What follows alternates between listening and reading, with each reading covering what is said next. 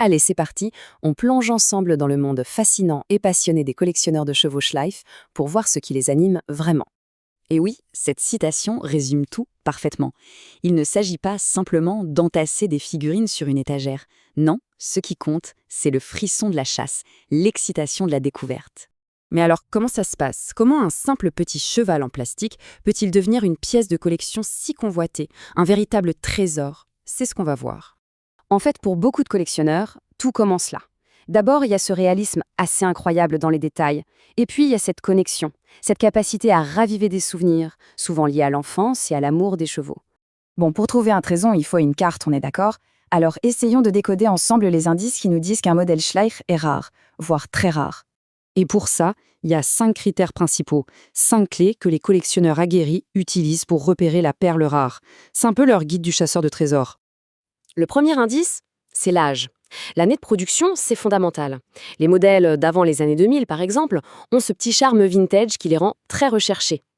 Et puis, il y a des années charnières, comme 2002, qui a vu naître le Knabs Trooper. Ah, celui-là, c'est une vraie icône aujourd'hui.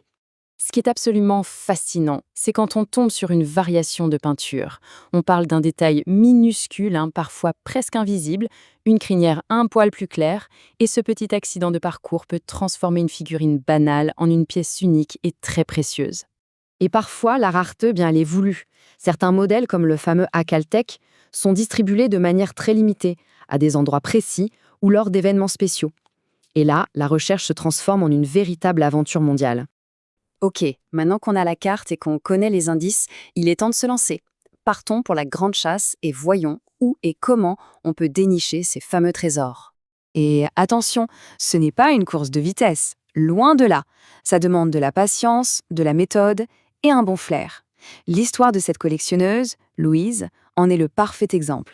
En gros, il y a 2 terrains de chasse principaux. D'un côté, le monde digital avec les sites d'enchères, et de l'autre, le monde physique, les brocantes, les foires.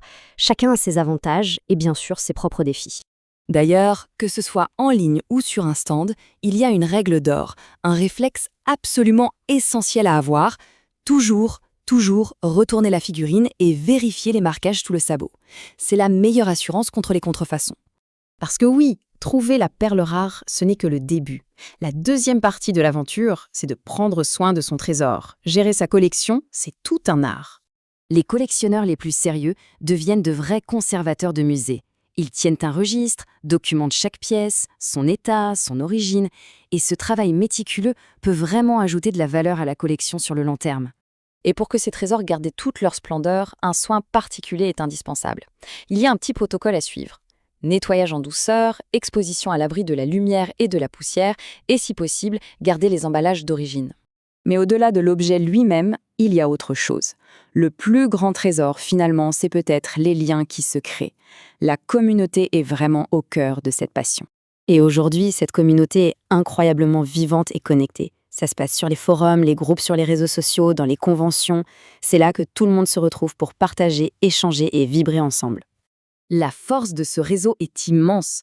On s'échange des astuces, on se prévient en cas de contrefaçon, on partage les photos de nos collections et le plus important, on tisse des liens forts, des amitiés qui sont basées sur cette passion commune. Finalement, à notre époque du tout numérique où tout est si éphémère, cette quête d'objets bien réels, bien concrets, nous rappelle quelque chose d'essentiel, le plaisir de l'artisanat, la joie d'un loisir qu'on peut toucher et surtout qu'on peut partager. Et ça, c'est irremplaçable.